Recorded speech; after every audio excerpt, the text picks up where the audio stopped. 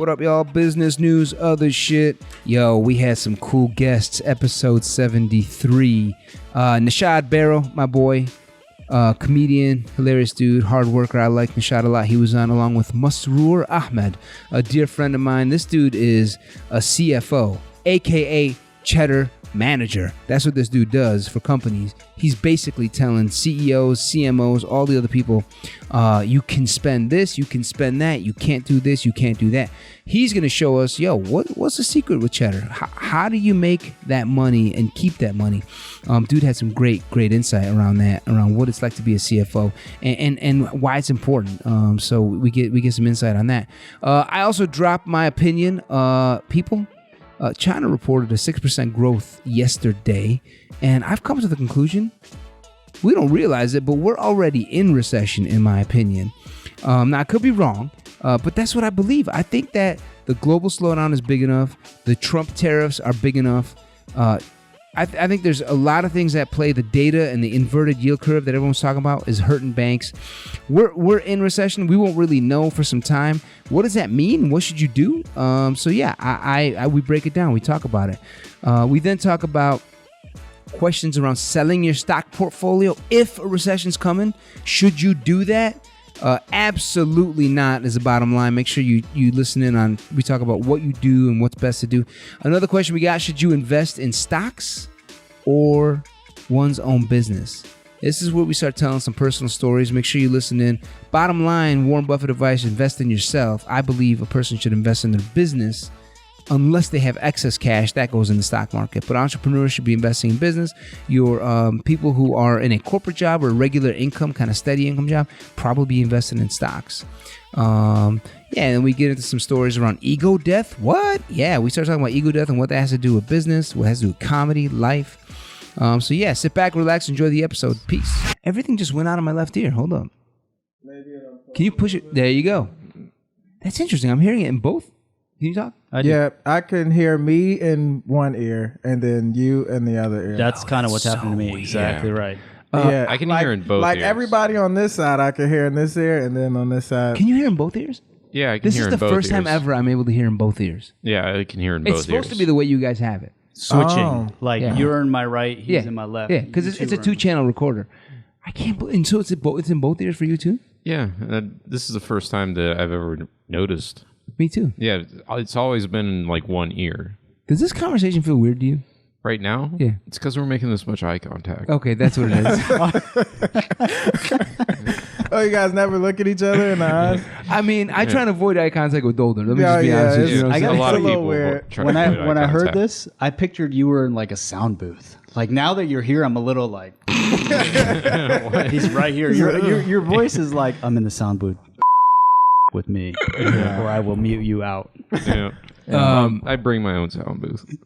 Yeah, you do. Yeah, my face is my sound booth.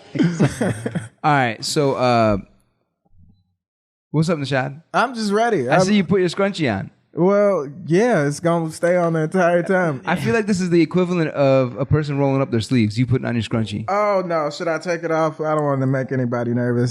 Too late.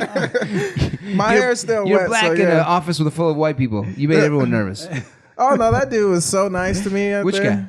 Nah, I'm lying. He just... The guy at the booth? Yeah, that dude, he just waved and kept it pushing. He didn't ask me what I was doing. I think it's a scrunchie. Here. I think it's disarming. It's like, oh, dreads? Oh, but there's a scrunchie. Yeah. I don't know how to... Well, I need it. It's because most things don't fit around my hair. It's just too much. That's I'm what she sorry. said. This is a unfair conversation to hear. Why? Why is that unfair? Because he doesn't have hair. Be challenge respectful in that department. Right. Yeah. Now, I did used to have long hair. Very long Really? hair. Oh, really? I rocked it. Yeah. I did too. I had Shoulder in high school, early in high You school. had yeah. long hair too? I had a ponytail. I pictures. would shave the sides and just grow the top out. Did you pictures. like skateboard too, Amer? I did. I was a huge Tony Hawk. Hawk guy. Me too. What? Caballero, remember that guy? Oh, now Riding you Mullen. guys are scaring me. Don't know him. Late 90s. Yeah. I'm like, I should know. Oh, Mullen. Yeah. I'm a mid I was like, 90s. is this going to happen to me? I think this side of the table. Black people are into skateboarding these days. No, I was talking about losing my hair. Losing my hair and remembering when I used to shave the sides instead of all of it. Yeah, man, that's good. When did you lose your hair? Lost my hair. When did you start I'm losing trying to keep these 15 hairs. He hasn't looked in the back. I do When you start avoid pretending to have hair. what? When did you start pretending to have hair? I should start pretending. No, when did you start? Oh, when did I start pretending I have? All right, not gonna lie to you. I got married 5 years ago, had a kid 3 years ago, and had another kid 1 year ago. It was between the two kids where I'm like, should I get a Sharpie and start painting some shit into my back of my head? No, I looked up a little bit. I'm sorry, but you started talking about it. I couldn't help to look up. Then I looked down. So if you see me look up and then look back down, it's not because I'm looking at you. Man, I gotta tell you, looking in your eyes, Noshod, after looking in Dolder's eyes, it's like you're an angel. You know what I'm saying? I know, right? That's why we hang out. Yeah, we hang out a lot because of that. He makes me look so much more less intense. Right. Y'all, this is Business News and Other Shit. We started probably 5 minutes ago. Masroor, what's up, man? What's up? I've got your name up on the whiteboard. Yes. Written there. Yes. To help my Anglo friend, who, by the way, in this room this might be the only time John is a minority in a room. No, not the first time. No, this isn't the first time. You make it sound like a bunch of black dudes like took John and kidnapped him or some shit. Yeah, I did. Yes, were you there? I wasn't there. Why didn't you invite me? I don't think we knew each other at the time. Yeah, I kidnapped John and took him to this POC mic, and he was the only for real? minority there. He What's was like, POC? People of color? Yeah. Okay, POC mic. I didn't know it was gonna happen either. I was unaware of it. And then Is this bartender? No, this was this was at IO. It was surprising as hell. Yeah. And then IO. Yeah. That's the whitest place I know. right, but not that night. I took him to Chocolate Sundays. Apparently, it's the first time I've been discriminated against. yeah. For real? Yeah. They were doing all their white jokes, and I was just looking at John. Like, Don't Yeah. lie. Don't say anything, John. and What? Go ahead. Yeah, and I was just sitting there with my arms crossed, like with the one black guy and a white mic that's The one white guy at a black mic. Yeah, and then Noshod, don't lie. What? How did Dolder handle it? we were laughing the entire time. we were just because all the jokes were bad and corny. Yeah, they weren't that good, and it was really funny because we were like when we were around each other, we kind of like laugh at the comics, but for the wrong reasons. And then like it was funnier because now he's like he's making black jokes. While John they're was? like trying to make black jokes. Please tell me you remember at least one of them. I don't remember any of No, them. I barely remember that, Mike. I just know it was funny. pissed. Were you wearing a scrunchie that day? No, I was gonna say that would have been easy This material for you, John. This is before Scrunchy. Oh, pre-scrunchie. Yeah, I've Yeah. never seen you with a scrunchie. That's why when I noticed it on your wrist today, I'm like, did Noshod become? PC. Did Noshod go transgender on us? No, this is the new move, man. It's done wonders for me. Everybody's with it. Yeah. Yeah, it gets you attention, right? Yeah. My man purse gets me so much attention that I'm no longer embarrassed carrying around because I'm like an attention whore. So True. I'm like, yo, this is working wonders right now. Should I be be getting myself like Should he get a bigger purse? Yeah, with like a strap and shit, Maybe I even mean- go like a Louis Vuitton, like, start. Maybe I just go in my wife's closet and I'm a pick some little more shit traditional than that. I don't mess with the man purse. out. Yeah, you are more traditional. Most are. What's so funny about that? Well, because most are. So the scrunchie isn't a big. I don't take huge. For those steps. listening, by the way, Noshod has dreads, so I have a scrunchie. he And is using the scrunchie not my just for hair. attention. But I can't go full. What Monty? is it called? Full Monty? Metrosexual. Oh, you know full what I mean? metrosexual? I Yeah. can't do it like. Based on how you walked in today, it's too late, brother. You're full metrosexual. Oh no, the code and stuff is that's just rap swagger, you know. There's a thin line between Rap swagger and metrosexuality. Yes. The I would say scrunchie Chance is- the Rapper's probably sitting on that line, right?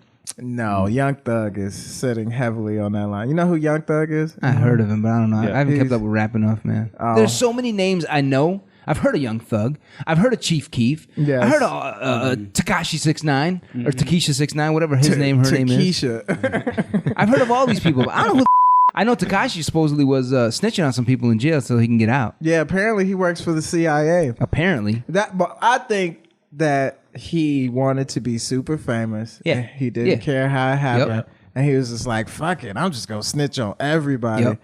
And now he's the world's most famous snitch. There you go, world's most famous snitch. Man, that that's is how it nothing works. to be proud of. Masroor, all right, so we put your name on the board Yep. because John mispronounced your name 14 times in a row before you came. And you walked in the room and I'm John shocked. was still. Really, nobody's Yeah. done it. No, I'm I kidding. was so close to getting it right before you walked in. Yeah. I should let He you kept practice. getting Masroor.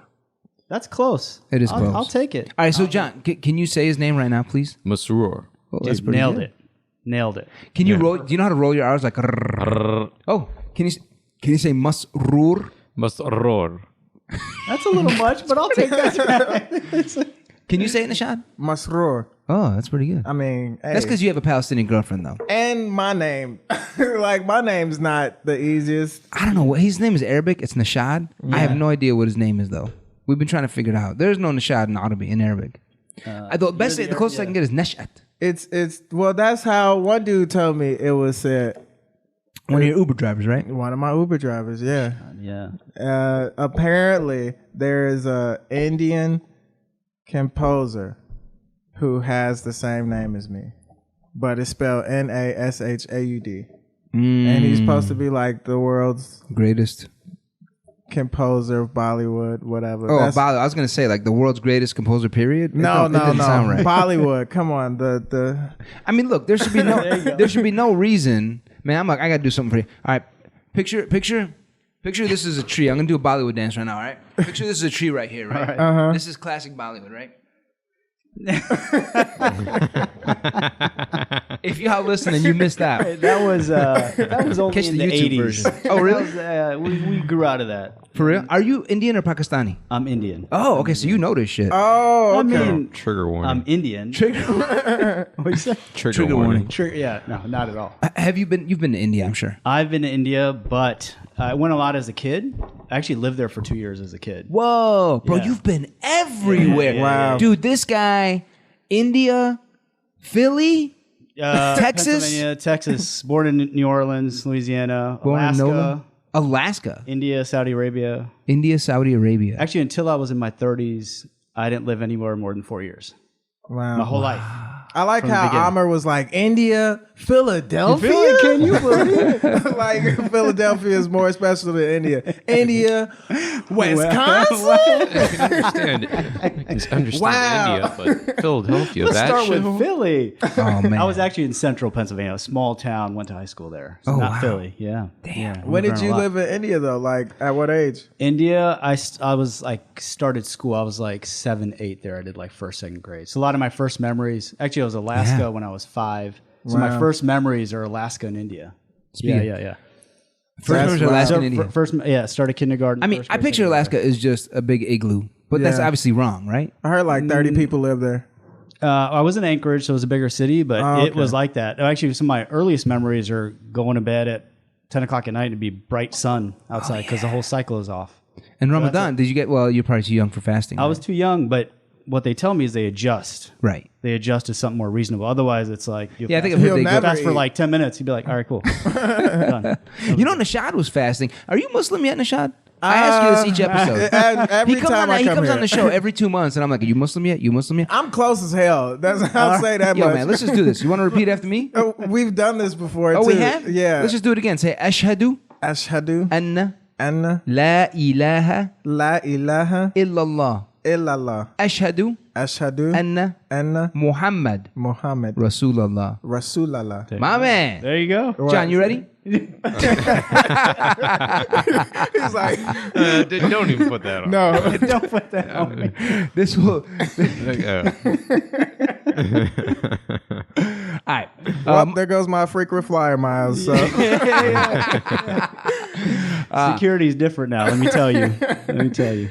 Well, Americans can barely get into any other countries anyway, so I'm not too worried it's about true. it. Good point. Good point. All right, so Masroor, so Yeah. you have an amazing story, traveled all around the world, Yeah. and now you are a CF. So I feel like at some level, the way you experimented or geographically you were in so many places, I feel like you've also done that in your career, Yeah. right? Yeah. So the pattern continues in a different way. But your most recent gig right now where you're at is your CFO, basically like a CFO function. VP of Finance. VP Yep. of Finance at Factor 75. Yep. Which is an organization. Tell us what it is. So we're a meal subscription business. We deliver fresh, prepared meals all around the country. So a lot of the big HelloFresh and Blue Aprons of the world that people have heard of, they've been around a few years. Yeah. We do fully prepared meals. So Yeah, you're getting HelloFresh and Blue Apron. I got to cook the food. Yeah, You talk guys about actually cook it. totally cooked, organic, grass-fed meat, organic produce, comes cool, never frozen. You get single serve meals. Chilled. So, Okay. Yeah, you order most. For a second, I thought you meant like it comes like really cool. Like, you know. No. So you pick your dishes a few days before. On Monday, it shows up at your doorstep, and then you warm it up and eat it. But it's restaurant quality food that you can eat. It's good in your fridge for 10 days. Do you have like an average price of what each meal would cost me? Yeah, about $12. Most people are spending. $12. Yeah, That's but not bad for organic grass fed. and you're getting exactly. Some people look at it and they say, "Oh my God, $12. That's I can get But you're putting us in the wrong bracket. We're getting great quality food that would otherwise cost you a lot more. So we're looking at people who are spending on Uber Eats and Grubhub and delivery fees, and then they look at this as I get 8 meals to my door for $100. Oh, 8 awesome. meals. Okay. You get 8 meals on Monday morning. I thought he meant a meal. Oh no. 8. I was like, why won't you just go to Uber Yeah. Eats if you're going to get a meal? You can do 4, 6, 8, 12, 18. Our most common is 8. Okay. So most people like to get a few meals, so maybe a couple dinners, couple lunches a Right. week, right? Right. So most commonly people do 8, but we have people all over. How long have you been there? About 8 months. All right. Yeah. And you've done other similar gigs prior. You had told me that, and I've known you now for almost 10 years, so I've got some idea of your background. The way we connected was because you worked at Deutsche Bank, I worked at JP Morgan, and so we kind of exchanged war stories. Yes. When we first met, and I was like, all right, there's a dude who's out there that's like me, brown in a very white Jewish industry. Yeah. And so we did it. Yeah. And Who's so, got the worst stories? man, I don't know. This was 10 years ago when we talked about it, so I don't remember. One of my craziest stories is a dude on the trading floor they bet him. He's like a new analyst, a new dude. So JP Morgan. They said, we'll give you $1,000 if you eat one of everything in the vending machine. The popcorn in there cannot be popped. You must eat those kernels as is. Oh, that's lame. All right. He did it. Why is that lame? I thought there would be more thrilling stories. That's like some high school shit. I bet you $10. I got some other stuff. Okay. There was one where okay, so you've seen Wolf of Wall Street, Right. where they keep throwing the midget against the bullseye. Mm-hmm. They didn't do that, but they grabbed this. You know that cool thing that happened? It wasn't that. They did that. It wasn't They that didn't cool. do that. No. The closest they got to, I think that was more older days. You can't do that kind of shit these days. Oh, okay. I think. I could be mistaken. You were like in 2010. Me? Yeah. That's when I almost left. 2000. I started 2002. Oh shit. Okay, that was my first guest. Yeah. But go So ahead. they did a big bet between these two big like frat guys. They put like the skinniest, lightest Asian dude from the IT team on each of their backs. And they did as many push-ups to see who could do the most push-ups with a small Asian IT guy on their back. Wow. Why do y'all have so much time on your hands? I just don't understand. Yo, this shit is the most depressing job. It's finance, man. Yeah, Sometimes you it just can got be to really live depressing. there. That's Really? the thing. The assumption is you're not going home. So you're either working, and if you're not working, you're just kind of hanging out waiting for work. It's not You're like, waiting, yeah. hey, it's 7 p.m. and I'm done. It's like, hey, it's 7 p.m. Something's going to come up. I just got to let me go work out. Let me come back. Let me just throw midgets against a wall. Yeah. That's crazy. So you don't leave. The whole day is just I would there. come home anywhere from 11 p.m. to 1 a.m. every single night, and I'd be Jesus back in the Christ. office at 7. For 3 years, I didn't eat dinner with my wife. Wow. Saturday, Sunday, I would, mostly. Still married? And I'm still married to the same person. That's called commitment wild. right there. Yeah, for real. Yeah. All right, so yeah, you were at Deutsche, and then you experiment. Now, mind you, working at a bank in finance is different than working as like the CFO or VP of finance for Factors. Very different. Yeah. Like it's kind of more all hands on deck when you're in a smaller or medium sized company. It's like, yo, we all got to get this ship going in a direction where we're all cool with each other and we're all making money. Okay. It's way different. Yeah, it's funny. So, I mean, there's a little bit of a backstory because I had no business being at Deutsche Bank. Like, I didn't really fit the most Princeton, of my peers, like Northwestern, University of Harvard, Chicago. Princeton. I majored in history and had a 3.9. You did? No, I'm saying Oh, that's right. the kind of people that like Yeah. Ivy League, liberal arts educated. Yes. Like, I'm here and all my peers are here. Yeah. But You're making I me just- feel really shitty about myself, but keep going. Yeah, where'd you go to undergrad? University of Chicago. Oh, see? Okay. Total liberal, Well, I'm gonna tell you, total. yeah. No. And I would have studied literature if my dad Yeah. let me. And you know, But he kicked my ass into economics and business. I May he rest I in just peace. it was Sorry, more tactical. Yeah, there you go. He didn't. He would have been cool. My dad studied Arabic literature in Beirut. So if I would have studied literature, I would have been like, "What you talking about?" Like, you know, Normal. Yeah. Yeah. But I'm sorry. Go Yeah, ahead. So yeah, you no, didn't. You weren't of that mold. Yeah, I was just more tactical, and it was like this is where people at their top of their game go. Right. And, Oh, so what but I did you didn't- study? I mean, I did accounting. It was more. Oh, It would okay. seem obvious from the outside, but outside of Wall Street, it was more where you went to school. It was more fancy Yes. schools, Right. Not what you did. I was like, oh, if you want to do business, shouldn't you study business? Pedigree on But Wall pedigree Street is matters there. important. Totally. Well, I figured that much because that's probably where the quote comes from. It's not quote? about. It's not about what you know, it's who you know. That's Yeah. probably There you go. straight from. I didn't know that. I didn't know that when I was 18. You know, I knew I liked finance and I liked accounting and business, so I went and just studied it. And I was okay at it at school. It was like pretty average in undergrad. Went to a big public college undergrad, but I knew I wanted Champaign? to be there. Yeah, it was remember good. that. It was You good told me school, that. but it's not. It doesn't send a bunch of people to Goldman or Morgan Stanley or That's JP correct. Morgan. They do not. That's pretty badass. How did you get in? Because it feels like a little bit of velvet rope kind of Totally. nightclub velvet rope. You can't. Not everyone can get in. You know. Totally. I didn't know that, and I thought it was my grades boxing me out because They I put had an Asian on his back and they were like, climb up this hill. exactly. She bang. You know, I didn't get in after undergrad. Actually, I went to an accounting firm, and then I didn't like it, and I just kept networking. I realized it's about who you know. And I kept meeting people. I was like, wait, I got this game all wrong. Damn. So I just started meeting people, talking to people. I will move to New York in a heartbeat. Huge props to you, bro. man. You're fucking. That's good, man. So it took You me a should year. Teach of people networking. how to network. No, it don't because- matter. It don't matter. Let me tell you. Well, okay, yeah, you should teach people how to network. Well, let me tell you. I get so many people that ask me, like, you know, can you get me into Wall Street? Can you get me at JP Morgan?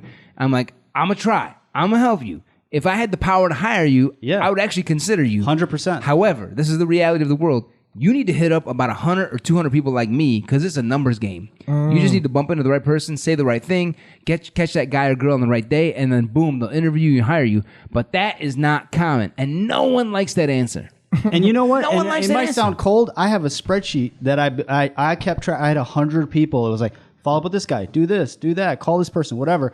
It was Gangster. stone cold. Yeah. Like This dude, I that's just- Masroor. That's what I'm saying, Gangster. though. So Ahmed. That's his there last you go. name, right? There you go. Yes, I yes. was like, damn, what's his last name? am I about to get it wrong? So I graduated undergrad 03. I worked for this accounting firm for about a year, and then about a year plus, I get an interview in New York at Deutsche Bank, and I'm just hungry.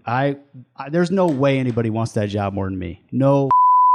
Wow, that's great, dude. And I got it. How did you get it? What of the 100 people, like, was it number 42? Do you remember, like, how? There's hustle and there's luck, right? Things Yeah, fall in. yeah, So yeah. that's the hustle. But luck part. is useless I'll be if you're not hustling. Totally. So they both. So the luck is the guy who ran the desk. He was just like me. He went to USC. He hated guys with a chip on their shoulder. He was like, I want somebody who went to public undergrad who wants to be here. I was like, dude, I'm the guy. I'm a 3.3 undergrad. I will be the first guy in and the last guy out. And I was for 3 years.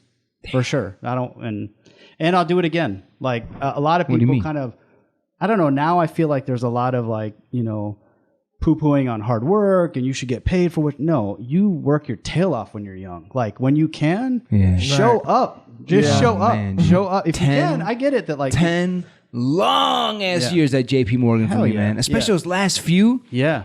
The good news is that's when I got paid the most, those last 3 Yeah, or 4 years. yeah. The bad news is my soul left me at like year 5 or 6. You know what I'm Yeah, saying? yeah, it I had to go happens. back and get that shit. People Yep. fella realize that. Like I was just, this is gonna be up, but I was just Everything listening. that comes out of your mouth. Yeah.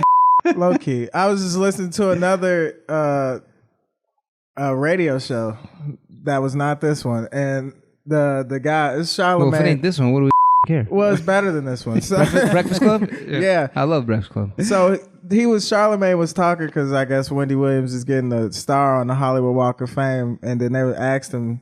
They were like, "Oh, did you get an invite?" He was like, "Why would I have gotten an invite? I've only worked there 3 years." He was like, "I've been working on radio for 32 years, or no, not 32 years, like 23 years." I was Yeah. like, 23 years. It might have been 30s. I mean, how old is he? Oh, actually, no, it's probably not 30s. He said 23 years. 23 years. I was like, we just like maybe like 3 or 4 years ago is when he started to rise. That's right. Yeah. 23. That's what he years. showed up on my. Yeah, exactly. And he's been fired, I think he said 5 times. That's wild. I was like, this. Abraham Lincoln lost every election for state senator, state representative, state, all sorts of VP. He lost everything until he ran for president, and then he won.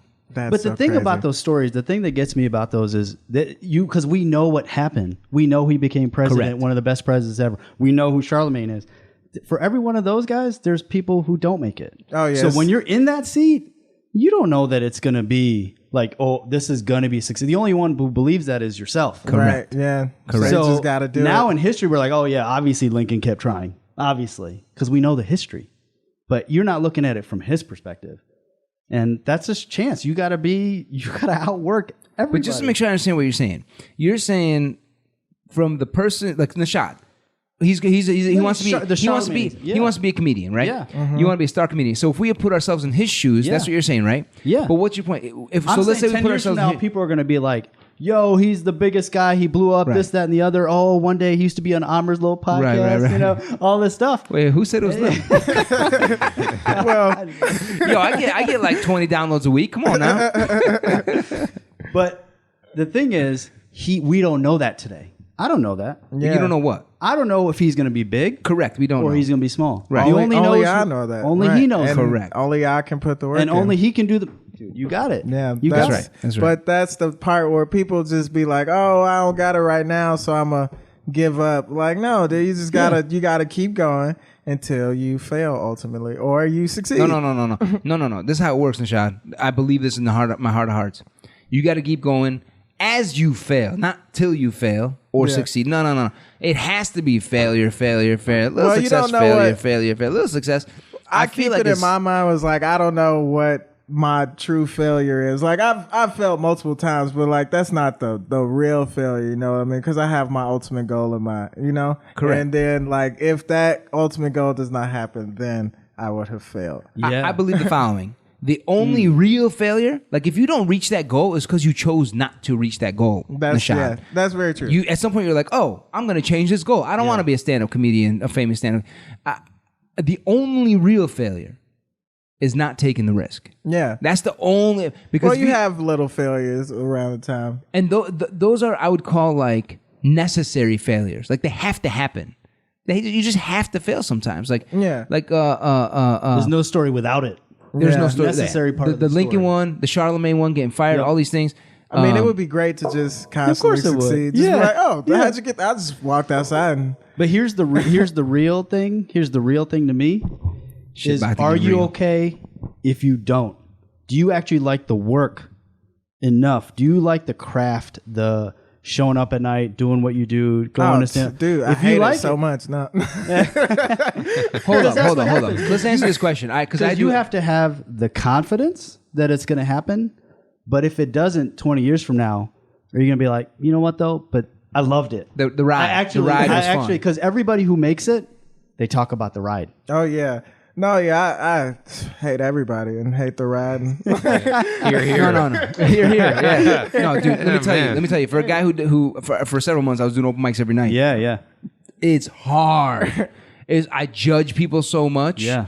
I feel like they're judging me. I feel like people talk to me sometimes and they're friendly with me, but I'm like, I don't think this dude really likes me. I think he's got it out for me. It's just I think in the comedy world, it's weird. Ego becomes a really vicious thing in wannabe stand-up comedians or comedians who are striving or trying to rise.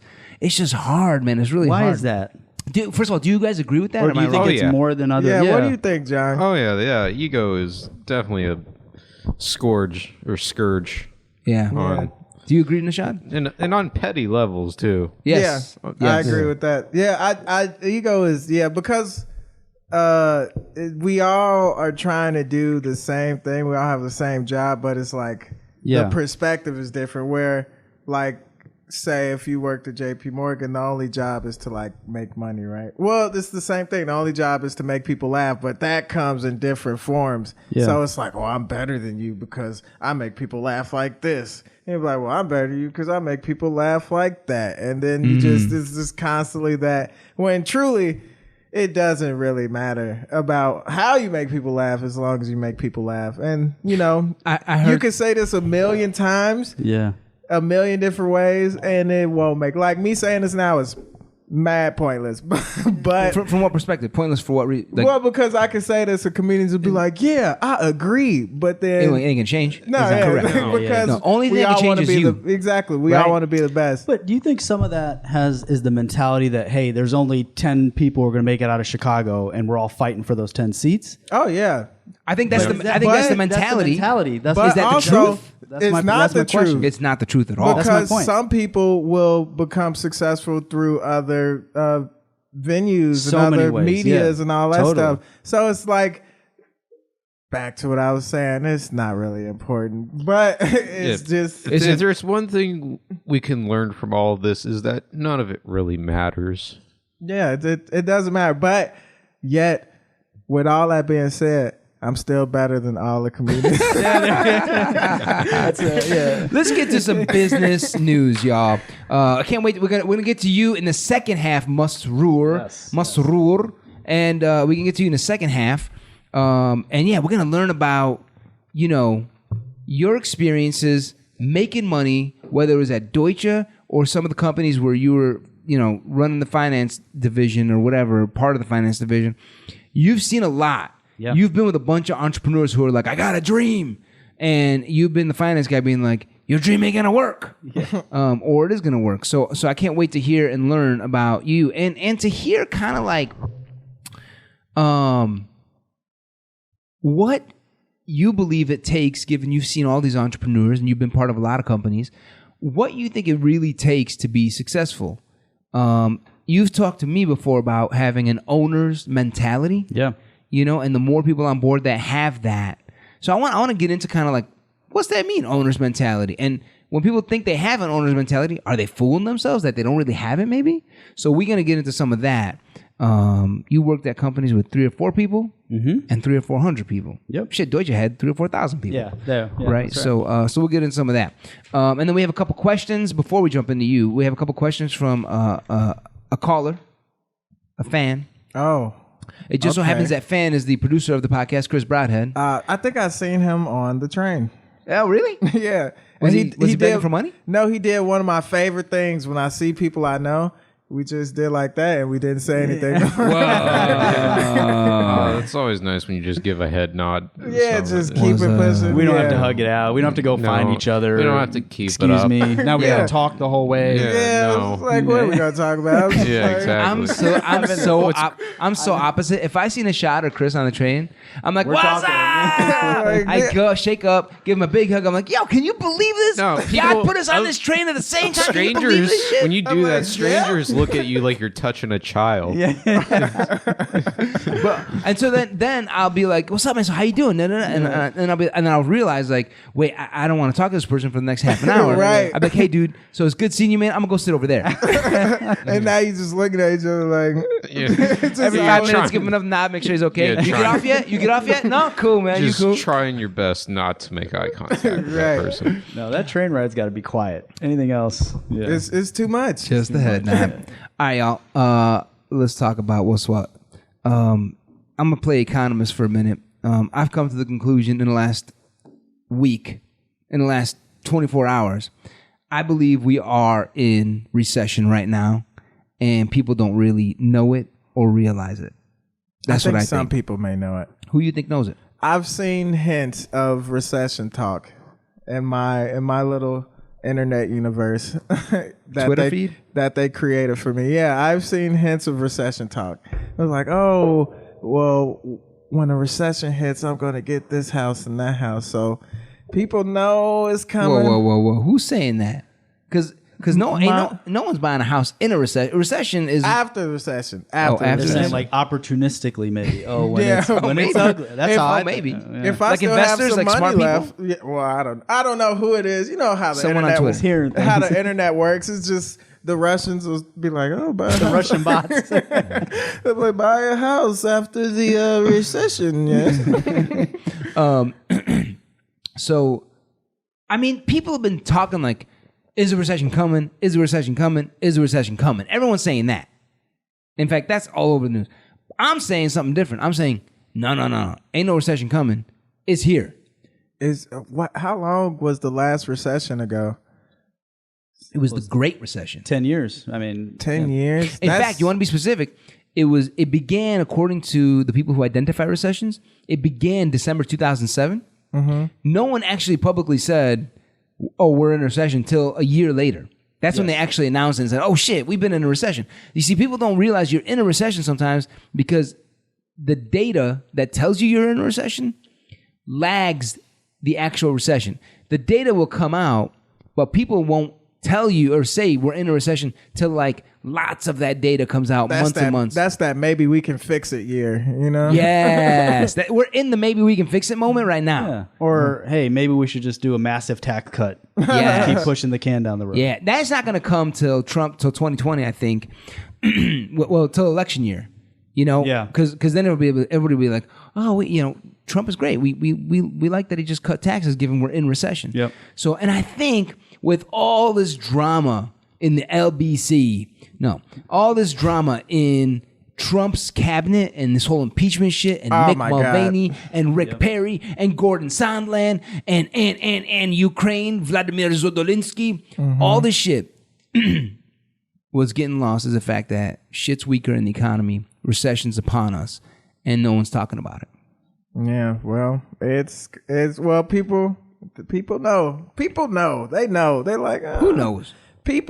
The people know that something is up, and this, like, we are, the American people know something is up. It's just that, like, America's like, the boyfriend who is like a liar and a cheater. But the American people are the girlfriend. Like, you doing something. And they're like, no, we're not doing anything until like it comes out. And then they be like, listen, baby. I got something to tell you. Yeah. So actually all that stuff that you thought, it was right. true.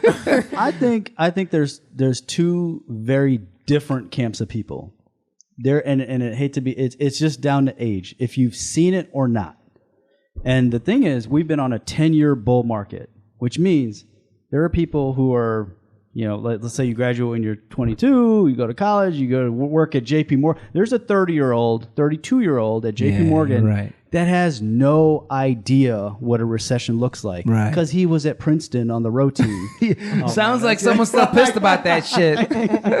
But it's true, and 30 the row team. I missed that part. Yeah, it's cold, man. It's cold. It's right here. I feel you, bro. It's right here. Ain't no Palestinians on the University of Chicago row team. Let me tell you, man. No, I don't blame anybody else. I wasn't that good at school. I didn't deserve to be at Princeton. Well, no, I'm saying, I'm saying, like, I feel you on the row team thing. Oh, yeah. I used to look at the row team guys on the Chicago River and be like, those guys, man.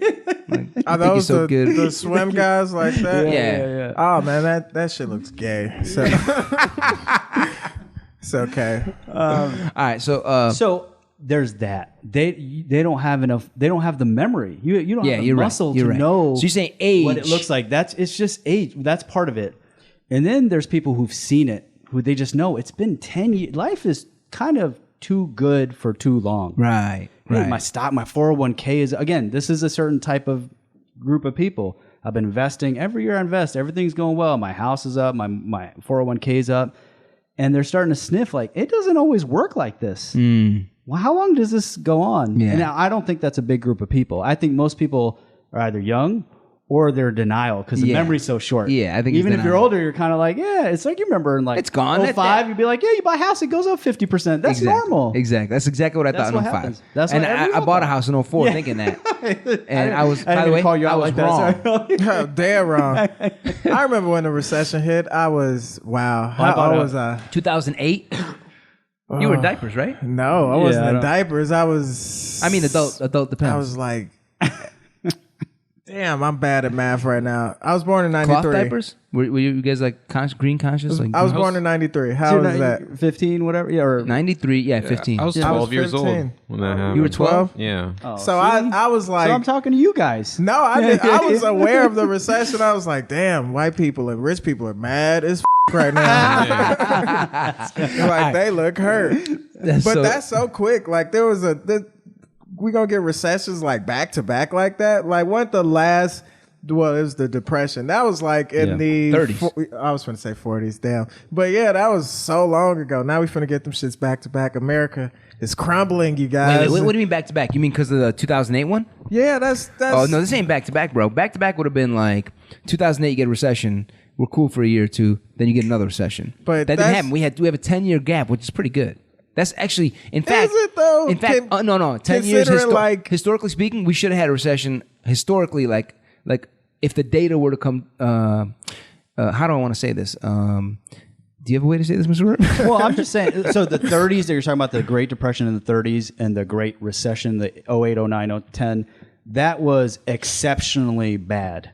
So when we say recessions come and go every 5-8 years, that's the way the market cycle works. So we expect it to be bad. We don't expect it to be 08, 09. If that happens, that's bad. That's bad. Exactly.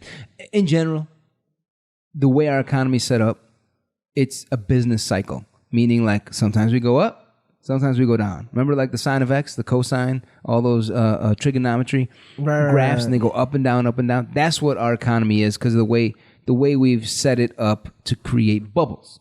All right, so we're due for a recession based on how frequently it came historically in the past. We're due right now.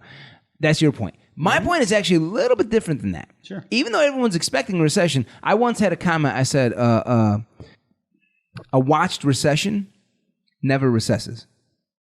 Like a watched pot never boils. Yeah, you know what I'm saying? Yeah. So like if we're all watching it, waiting for it, it kind of ain't going to happen. You know what I'm saying? But I think what's happening now is there's a major global slowdown. You're aware of that. Germany's in recession. Some other European countries are in recession. China just reported yesterday. This is what really triggered me. China's growth, their GDP growth, their country's goods and services growth was reported yesterday at 6%. All right, which in general is a pretty good number.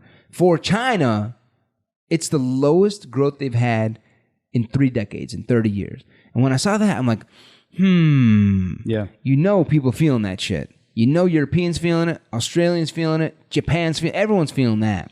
When China, the second largest economy in the world, is slowing down that much, these guys are used to 7, 8, 9, 10% growth.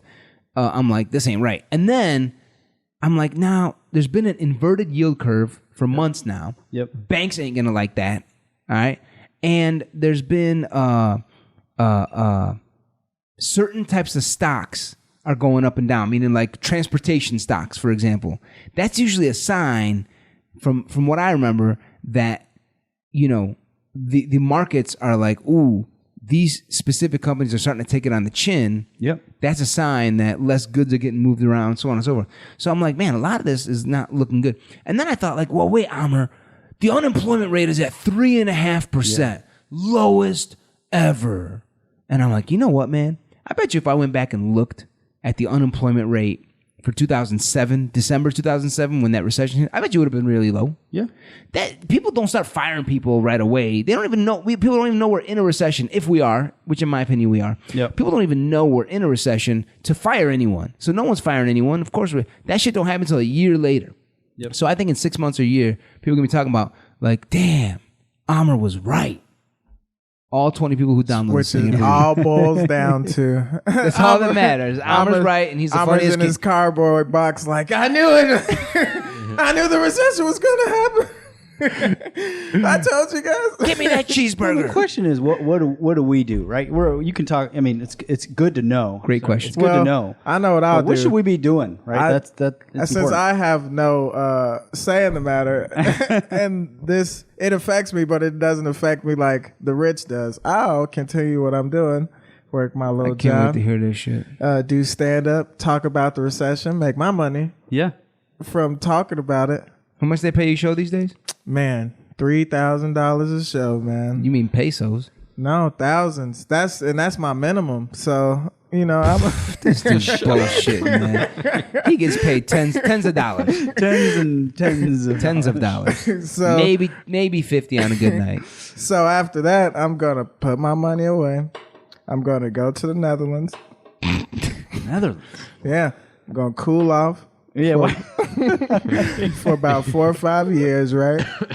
I'm gonna peek my head out. I'm like, you guys done with that? Why you sound like a beaver right now?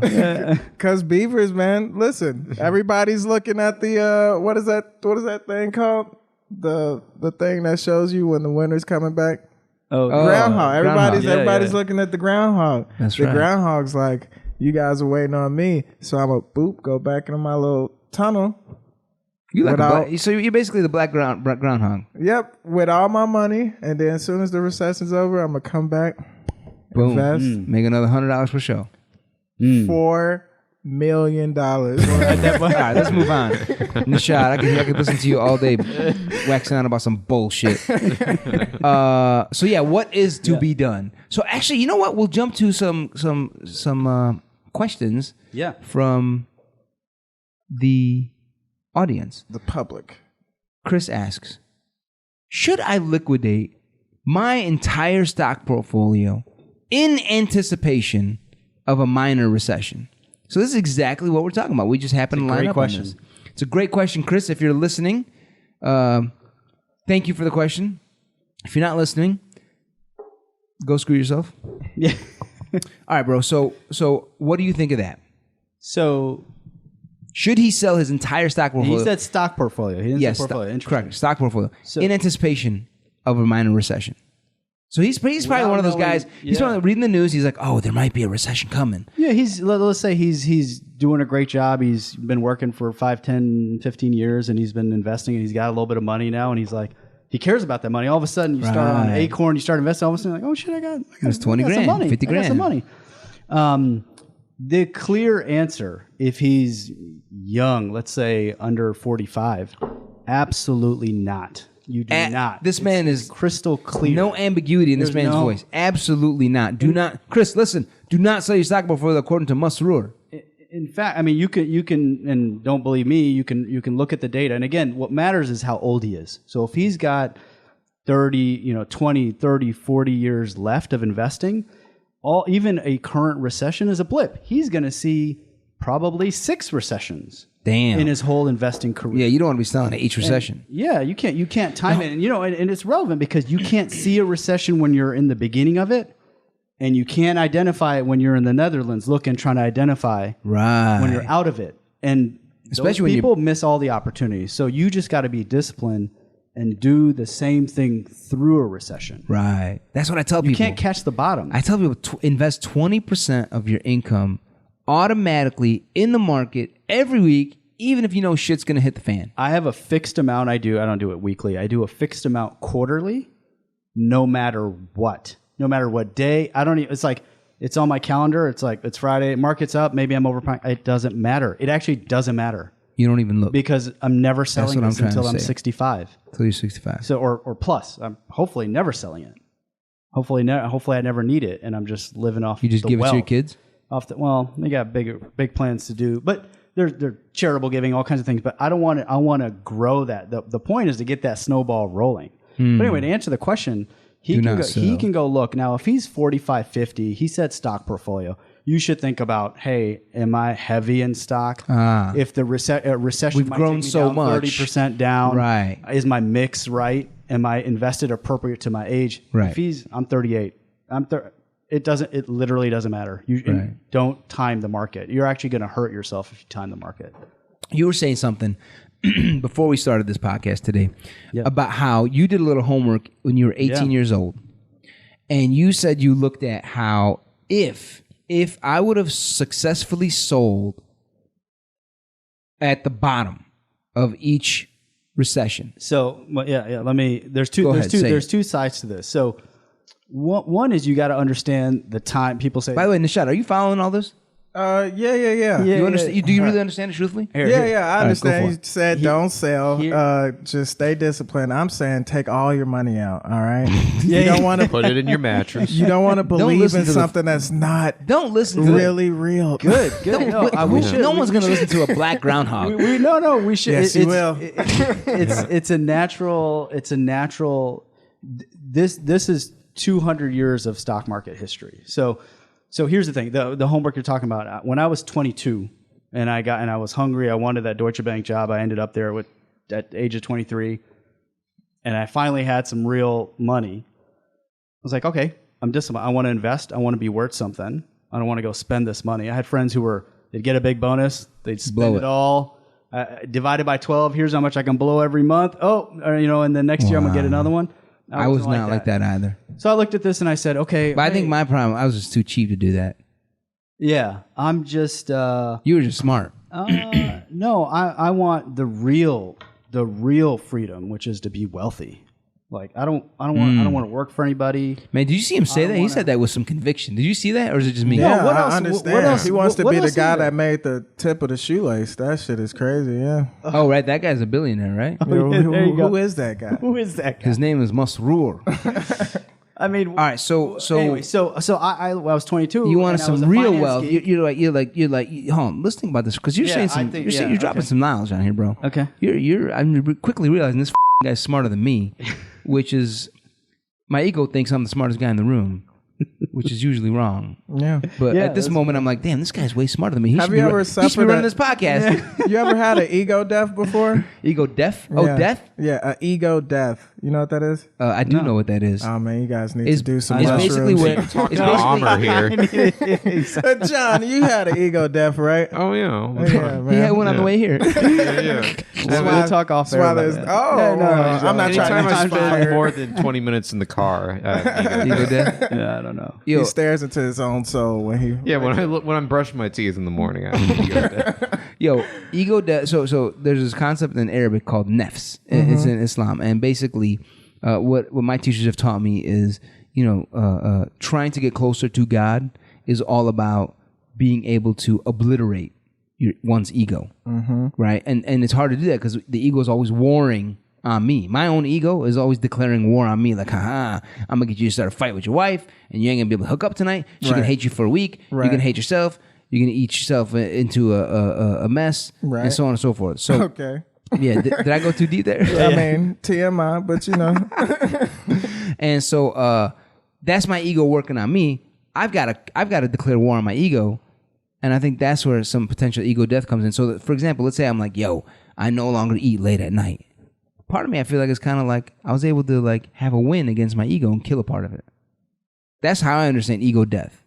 Okay. Well, so just self-control is Yes. what you see as ego death. Hugely about self-control. Okay. What do you understand ego death to mean? Well, You best better be good because you're the one who brought it up. yeah, I did, right? This has got to be good.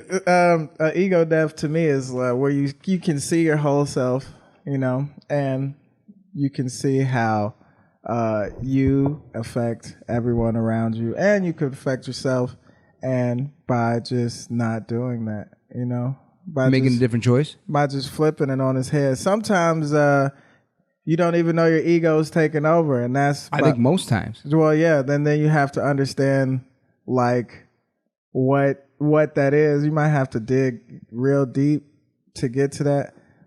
Some writing. Do as some well. real self-reflection, Yes. some real inner work. Yeah. That's good. I like that. Some- But hold on, but Sometimes- where's the death come in? When you make that different choice? Well, yeah. Well, no. Sometimes that choice is also right, though.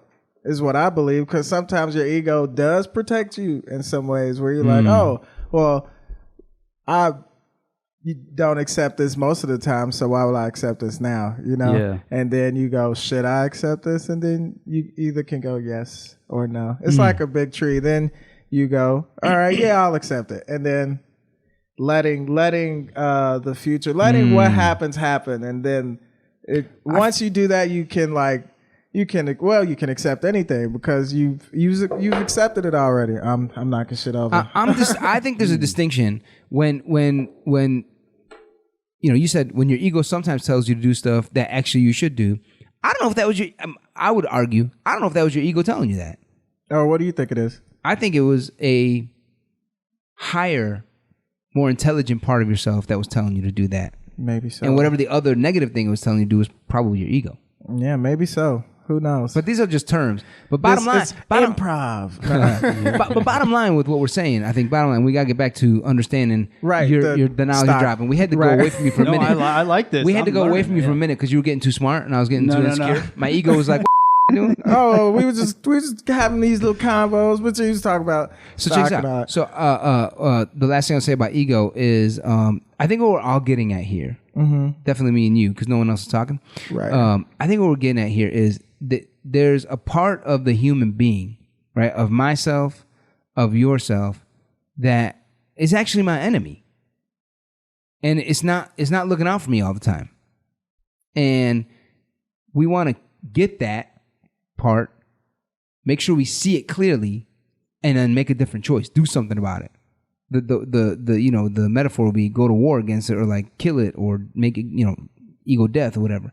But I think that's what we're saying is become aware of, what is Noshod or what's Amer trying to do? Me asking myself, what's Amer's ego trying to do here? That is not serving me. You know what I'm saying? The hardest part is identifying it. That's seeing most people seeing it. I started actually meditation recently, and one of the things I'm kind of experimenting with all these different ways to do it. But one of the things is, classic like mindfulness is you retreat inside your body and you experience your physical body and your thoughts as a bystander to those things. So what's a bystander? Meaning bystander. I'm observing my hand as someone in a being in. I'm trying to live through my consciousness. I have hand. I can feel it. I have certain thoughts. Almost as if you were outside your body. Exactly. Mm-hmm. But usually you try to. Well, at least the way I've been, you sort of retreat into your body and you're like, can you feel your toes? You feel your hands. You see these thoughts. It's those thoughts you're talking about. So you're not good enough. You're talking about differentiation. Yes, you're sort of carving, and that I believe that view from consciousness is the higher self that you're talking about, where you can see the negative, maybe base thoughts from your ego that could be good or bad or dangerous or whatever, and also you can see them for what they are. There's something else, that I am actually something else, and now I can view these and process these. Say, that's good, I'm going to do that. That is not from me, correct, and I'm not going to do that. Like you kind of like what you were saying. That's why it's interesting. I think that differentiation to achieve that is it takes discipline. Yeah. I got a question. Do you ever notice with that? Do you ever notice you're doing something, you'd be like, oh, I shouldn't be doing this, and then you go, no, I'm just going to do it anyway. Do you do that? I kind of like to. There's the differentiation. There's the two voices right there. Yeah. One voice saying do it, and if you were to stop right wherever you're at, right, and take a moment, go in your car, meditate for a minute, and just be like, all right, let me hear both. Let me give both parts airtime. Yeah. All right, you go first. Man, you should totally hit that joint, man. That's great. You're going to get high, stoned, whatever. Right. You can feel great. Your mood's going to be up. Oh, you can be funny on stage. Man, you probably going to hook up. Da-da-da. Right. And then another voice comes out and says, yo, man, you're going to get stoned. It's probably going to have a negative impact for several days. You're probably going to miss your work one of these days, or you're going to make a mistake at work. And why don't you also try and just do it without the weed and see if you can be funny or do this without the weed? Right. That's a different voice. Those are two voices that have been given airtime. And then the witness, the one who... that witness. Yeah, you're able to see those two voices. There's two different parts in a shot. I do that in real time sometimes, while it's happening. That's great. Oh, that's right. You're your own therapist, right? Exactly. Yeah. He remembers. I missed that. Okay. Yeah, so I do it in real time, and I'm like, oh, this is fun. And then I'll go all right.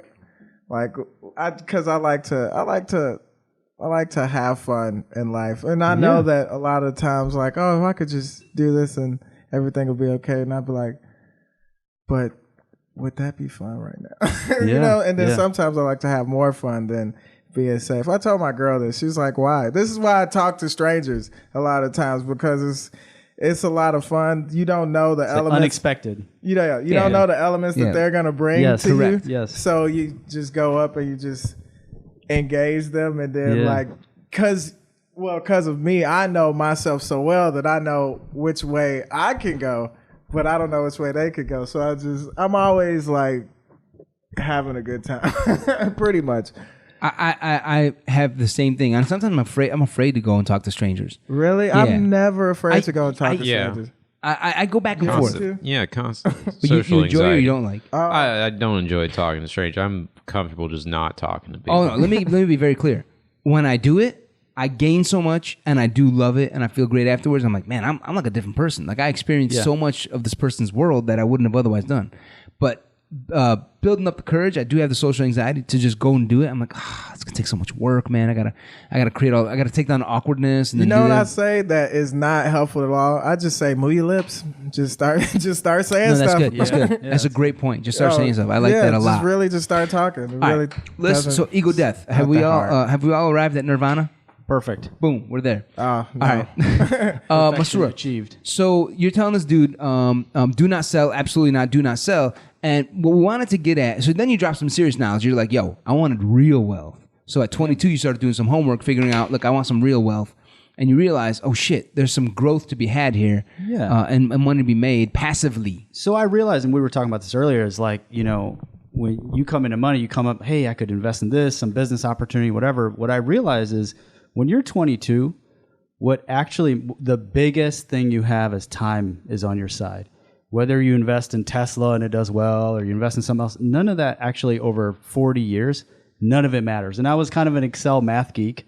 So I did the math. I was like, all right, well, I got this 401k. I didn't understand. I was like, oh, you invest. Oh, I don't want to put money away till I'm 60, whatever. But I did the math. I was like, wait a minute.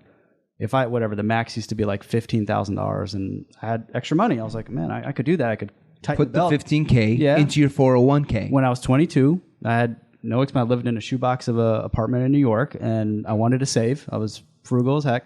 So I could put it away. I said, okay, if I put this away, I'm never going to see this money again. What's it going to be in 40 years when I'm 60-ish? Well, if I just invest in the market. And we're talking just about year one, 15 grand. Year one, when I'm age 22, I put I'm one check. 15 grand. Take $1,000 a month or whatever it was, or $1,200 a month, and I take it out of my paycheck. If I put that in year one, when I'm age 22, when I'm approximately 62, 40 years later, it was almost $500,000. Just that 15 grand. That 15 grand invested in just the market. I'm not saying you got to go buy Amazon and Tesla. You got to be some killer stock. Good old fashioned index. I'm talking about SPY, S&P 500, 8%. It's done that for 100 years. Always the shit I'm spitting. Just do it. I'm always spitting this, and some people listen. I'm not gonna lie. And since, no joke, since age 22, I've been cold. Don't think about it. I invest in the S&P and a few different broad funds, and I've been doing it. I think I've sold something once. I don't sell ever. Yeah, I've never sold. From my 401k, I've never sold. No, not ever. Or my IRA. All investment portfolios, I'm buying things for the long term. I've been selling the last 5 years because I don't have a steady job. Yeah. And I've been trying to figure out how to make it in comedy and entertainment. Yeah. Now I have my family business. May God rest my father's soul. I decided to take over his business. That said, so I've been selling that, and which has been kind of painful. But the good news is I'm selling at what I feel like is possibly close to the top. Yeah. And so hopefully when more income starts coming in, I'll be reinvesting. Yeah. And that's the thing, you can do that, and you're sophisticated. You've been. But what I tell everybody is not everybody's in the business of finance. Correct. What you got to do, is save and invest. So then you meet people who save. They're like, I get it, Amer. 20% I'll save it, and then they just save it. They don't invest it. I got rich doctor friends who got like $200,000 in cash. I'm like, God, why would you just have cash in a checking account? Shame. It's a damn shame. It's awful. America's built for making money while you're sleeping. Awful. So, yeah. All right, now one other point, and then we'll move on. You said you did some homework on looking at all the recessions, looking at all the stock peaks. Yes. And you're like, yo, wouldn't it be better if I was able to sell when stocks are down in a recession? Yes. And then buy low, sell high. That's the thing. Buy when stocks are down. Yeah. And sell when they're really high, about to go in recession. Sounds great. Like we should all sell right now, supposedly, and time the market. You're like, no. You did some homework and found out that that's bullshit. Yeah. So same when I was that age. Literally, I started reading about finance a lot. I read a great book called Stocks for the Long Run, Jeremy Siegel, and he does this analysis of like 100 years of data. Let's just look at the data. Like forget what you've been sold. Just look at the data. And you're saying what you've been sold. Forget all the shit. Buy low, sell high. That's what we've been sold. Buy low, sell high. And also people have been told stay away from the stock market. Yeah, it's risky. It's a rich man's game. All this kind of what everybody's been sold. So put all that aside and let's just look at the last 100 years. Yeah. Go ahead. So if you there's a couple things that when you following all this, Noshod? Mm-hmm. I'm listening. So when you look at that and you see, what if I actually bought at the worst time? You bought at the peak. You bought in, let's say, summer 07, look at every recession, you buy right now. Spring of 2000 or 2001 before the tech bubble. Let's say you bought right the month before every tech bubble. Over a course of 20 plus years, none of that, it barely affects your portfolio like 1%, 0.5%. It does not matter because you're investing for 40 years. Damn. If you go look at a stock chart for the last 25 years, that little 2000 tech bubble, it looks like a little blip. Because we were down, the Dow was at, I don't know, 7,000, 8,000, whatever it was. I don't know what it was. Now we're at 25,000. It didn't matter if you bought at 6,000 or 4,000. Did it matter? It doesn't matter. What mattered was, did you buy? Did you own then, and are you an owner today? That's all that matters. And have you been investing along the way? You know, you say this with such confidence. I'm about to hand you over my headphones and be like, yo, take over the podcast. No, I feel really strongly about this. That's good. Because it doesn't matter. The thing is, everybody's sold that it's a rich man's game, whatever. It's like, it doesn't matter if I started with like hundreds of dollars in college. I used to invest like $100. It seems stupid. That's what I tell people. That's what I tell people. Even if it's just $50, $100. Totally. I mean, I wish you would share with us how it's impacted you in your life.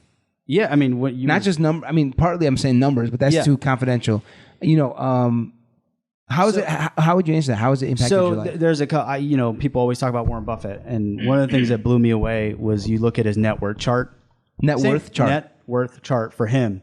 And it was like, I don't know. I don't remember offhand. But, he wasn't a billionaire until he was like, I think in 50 plus or something like that. So when you look at his current net worth of 80 billion or whatever it is, and you trace it back, it's this huge snowball that happened now. We're like, oh, Warren Buffett. For his first 40 years, only people in finance knew about him. Right. So when I looked at things like that, I said, actually, what you got to do is get that snowball growing. And eventually, it seems small. I'm putting $100 a month here, whatever, $50 a month, whatever I can. That snowball, and for me, I've been doing this since I was 18. I've been doing it for 20 years through, a couple major recessions. Like, it's actually changed. We're talking about building wealth. Like, that snowball is getting bigger. It's material. And so I'm just as afraid as everybody because, I mean, my general view is if you can, you shouldn't have a lot of cash. You should be invested. Right. Cash is just, useless. We're useless. So you because it keeps you disciplined. Here's my budget. Here's what I spend per month. Everything else, I'm all in. I want to build that long-term snowball. Boom. Love it. Yeah. All right. One more question. Should I invest in stocks or should I invest in my own business? That's a good question. You're the real entrepreneur in my mind. It depends on the potential return of your business. That's the mathematical answer. Okay, it depends on the potential return of your business. So let's say I own a restaurant, and restaurants in general, because they're kind of risky, they make pretty good money when you actually hit it out of the park. When you do well and you invest in your business, you're talking about 40, 50, 100% returns on your money. It's kind of crazy. You could open up a restaurant for $200,000, and you might make $200,000 a year. Awesome. Each year for 5 straight years. Unreal. You just made 100% each year. But that means you've treated your customers right. You treated your employees right. Yep. You hired the right chef. When he had a bad day or he quit, you hired one right away. You made sure that everything's sanitized, clean. There's so much to it. It ends up being a game about management, like managing human beings, having emotional intelligence and a high EQ, not so much a high IQ, believe it or not. So if your business can return good amounts of money, then it probably makes sense to do that mathematically. Some businesses don't return that much. It's going to be a little harder in a Subway franchise. Yeah, they're just they're going to max out at like $40,000 a year, $50,000 a year, something like that. So that's the mathematical answer. But there's a better answer from Warren Buffett. Speaking of Warren Buffett, which is he says there's no better investment than in yourself. Yeah. So I think what he's saying there is invest in what you're really doing. If you invest in your own business, you're investing in your own self. Yeah. You put that money on the line. I mean, there's no bigger business than Warren Buffett, right? There you go. Yeah.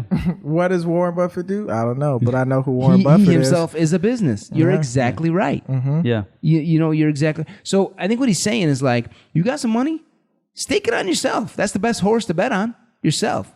And you will feel a fire light under your ass the moment you take, I don't know, $10,000 and do some serious social media marketing for comedy, for example. Right. And you're like, whoa, shit, I got to get funny quick because I'm about to do $10,000 in social media marketing. Yep. Trying to do that right now. Yep. There you go. Yeah. So that's what Warren Buffett says. So I think in general, the answer is invest in your business. All right. When your business is kicking off a regular income and you're like, oh, I'm 6 years into this and I've built a good management team. I got my general manager, I got my assistant manager. I feel good about this. Then that's when you start taking excess cash. And when you're like, I don't really want to open up another restaurant or Subway, whatever. That's when you start putting it into the stock market so that when you're sleeping, it's making money. Yeah, that's great. I was exactly. The market is what we were talking about earlier. That's the average person who's got a steady job, not an entrepreneur, who's got a job. They should be saving and investing. That's what we were talking about earlier. Correct. That's the like, I work for a paycheck and I've got a job and I save and I invest. I'm saying the best way to maximize that is regular investment in the market. Now, you're an entrepreneur and the best thing you can do when you start saying, hey, this Cedars thing, this is real. Right. This thing is, I'm doing, things are doing good at the restaurant. I should open another, whatever. Of course, you're going to both financially, it's going to be good for you, and you control it. There's nobody else to fight. In the market, China's GDP goes down. All of a sudden, that costs me $100,000. Right. Well, why? Right. That's just the way. That's the risk I have to take. Exactly. But for you control your own destiny. Let me give you guys. So we'll finish up with this. I'm going to give you guys an example. It's a beautiful story that I'm so happy to share. There's this wonderful human being. His name is Amado Lopez. He is a dear friend of my brother's, and he's become a dear friend of mine. He's a beautiful, just a good guy. And he used to work with my brother at Habanero, my brother's restaurant. And this dude, Amado, I had called him up, telling him, hey, I'm taking over this restaurant, Cedars, so on and so forth. Can you give me some advice? Do some consulting. And he agreed. So we were doing it. And I called this guy because his story is amazing. Right? Let me tell you this guy's story. This guy, when he was 16 years old, I believe, he kind of grew up in the CPS, Chicago Public School System, kind of inner city, underprivileged. It's just, minority situation. And he was lucky enough to be able to go to Charlie Trotter's restaurant when he was 16 years old. Do you know who Charlie Trotter is? No. Yep. John, you heard him? No. All right. So he passed away in 2012, I believe. Maybe it's been that long. 7 years, maybe. Maybe 2014, maybe 5 years. Yeah. This guy kind of transformed American dining, especially American fine dining. Okay. He was kind of like the chef of America, but it was all based out of Chicago, Lincoln Park. Okay. That's where his restaurant was. And he became quite famous, and a lot of people trained under him and then went and opened up restaurants all over LA, New York, so on and so forth. He just What was his restaurant called? Charlie Trotter's. Oh, okay. Yeah. He did this cool thing where he brought a dining room table into his kitchen, and he would let some of the popular guests reserve that table and eat dinner while everyone's in the kitchen working on their food. Okay. I didn't know that. Yeah, it was a cool thing. So he ended up serving prime ministers, presidents, the most famous people. They all come to Chicago to eat Charlie Trotter's. All right, and this dude was like, "Yo, what about underprivileged people? Am I just going to serve the richest people?" So Charlie started bringing in CPS kids a couple times a week, I believe, at like 3 or 4 p.m. to just come and eat, because he wanted them to experience what is going on with fine dining. Yeah, exactly. And one day, one of the students walked up to Charlie after having the meal, tugged down his sleeve, and was like, "Excuse me, sir." He said, "If you ever need anyone to wash your pots and pans, I'm your guy." And that's how his kid trafficking began. His what? Kid trafficking? No. Kid trafficking? He's like kid trafficking. Yeah, so his child labor began that day. He's like, of course you can, but you won't be getting paid. Can you sew Nikes? He's like, matter of fact, bring them other kids in. I have all these half-made Motorola's. So he calls up the teacher, whatever, the next day. He's like, "Yo, bring that student back here. I want him to work for me. I want him to wash some pots and pans." That was Amado Lopez. Dude. And the story's not even over. Shortly thereafter, after a couple years of washing pots and pans for him and doing, like, just working up his way, at 18, Charlie goes, "Hey, Amado, you want to go to the Culinary Institute of America in New York City?" Amado's like, "I would love that." He's like, "I'm going to pay for you full tuition." He's like, all you got to do is touch this. It's not always got that element. Yeah. Man, Noshod, I'm glad you're keeping it clean, bro. I do want to go to culinary school. But I don't want to saute your spinach. So my brother's been friends with him. So the great news is Amado has agreed to come and be the chef at Cedars. Wow. I know. I'm so excited. So this guy is a awesome chef. He does amazing things with food. He's just, forget the food, man. He's just an amazing human being. Yeah. You know, I honor this man and I respect him. And anyway. Sometimes he stares off into the distance, but with a single tear. That's spinach. So that's to say, I decided to invest in Amado. Yeah. Because that required an investment. I had to commit to a salary. I had to figure out how I'm going to. And so there's an element of selling some stocks and putting it into a model for the purpose of building up the business. Yeah. And I'm like, okay, I'm going to roll some dice here.